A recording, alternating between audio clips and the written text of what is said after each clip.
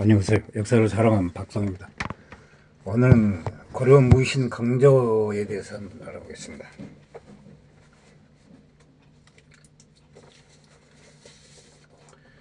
강조는 고려 전기의 서문면 도순검사,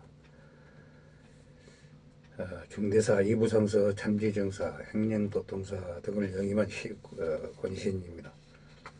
목정 때 서문면 도순검사가 되었는데 당시 목정이 명을 받아 우여곡절 끝에 개경으로 진격하여 침치양 세력을 제거하고 현종을 왕위에 옹립하였습니다.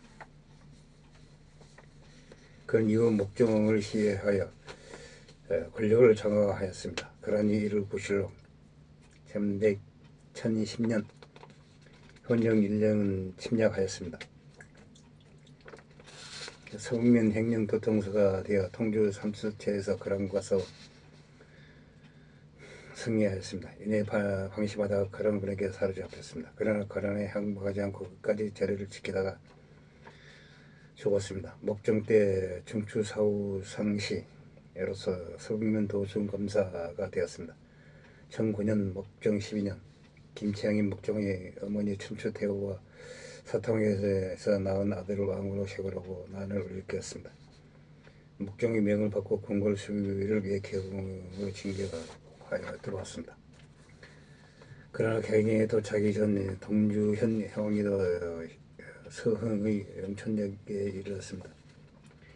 내사 주서 이종경과 최창이 이미 조정에는 춘추대후와 권력을 잡아서 강조를 죽이기 위해 불렀다는 거짓말을 하였습니다.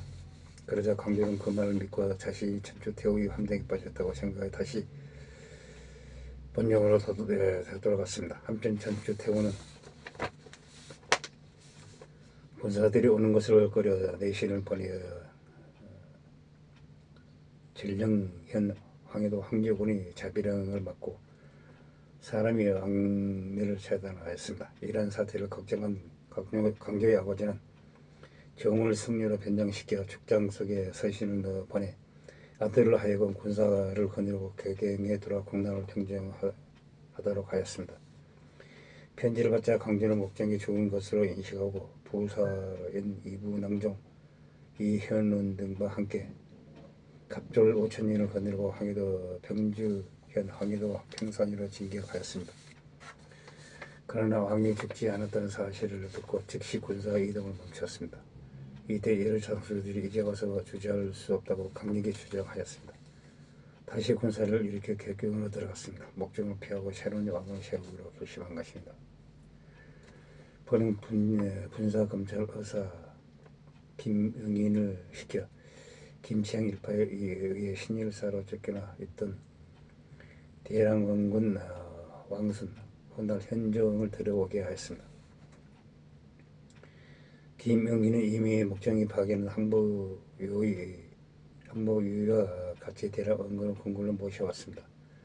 그리고 군사를 보내 도망간 김치향 부자와 여행관 등 7인을 죽이고 춘추대후의 신족 30여 명을 귀양 보냈다고 합니다. 또한 목정을 폐위시켜 춘추대후와 함께 청주로 보냈습니다. 그 도중에 상략 직장 김광보를 시켜 살해함으로써 권력을 장악하였습니다.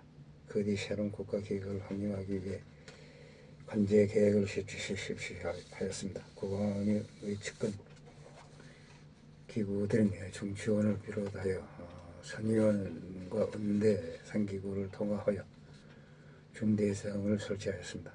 중치원은 국왕의 근시 기구로 왕명 출납을 담당하고 있었습니다. 선의원은 궁정의 관리나 궁궐 관리를 담당하고 있었습니다. 은대는 중앙과 지방의 문서 행정을 담당하고 있었습니다. 그동안의 정치가 모두 이들 기관을 통해 전개되었다는 점에서 중대성의 설치는 매우 큰 중요한 의미를 가지고 있었습니다. 계속된 간제 개편에서 자신은 중대성의 최고 책임자인 중대사에 오르고 중대부사 이현은 직중대 최충순 상서 우승겸 직중대 연료를 임명하였습니다. 이러한 인사조치는 국왕 측근직의 단열을 꾀한 것이었으나 실제로는 군사권을 배경으로 한 자신의 권력 집중을 목적으로 한 것이었습니다.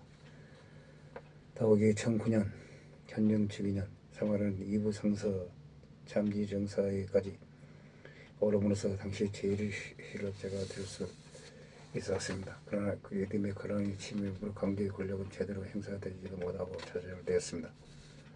1020년 현종 1년 11월 가란의 성종은 강조가 목정을 죽인 죄를 묻겠다고 이유를 내세우고 쳐들어왔습니다.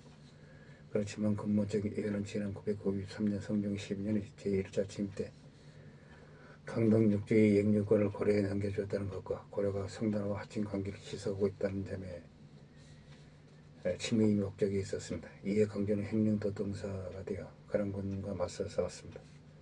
가랑군이 서북면 도순 검사 양기와 장작주 이수와의 분전을 나누는 걸 되자 흥화진 현 평안부터 의지를 단념하고 통주 현 평안부터 선천으로 내려가게 되었습니다. 강조가 이를 맞아 대승을 거뒀습니다.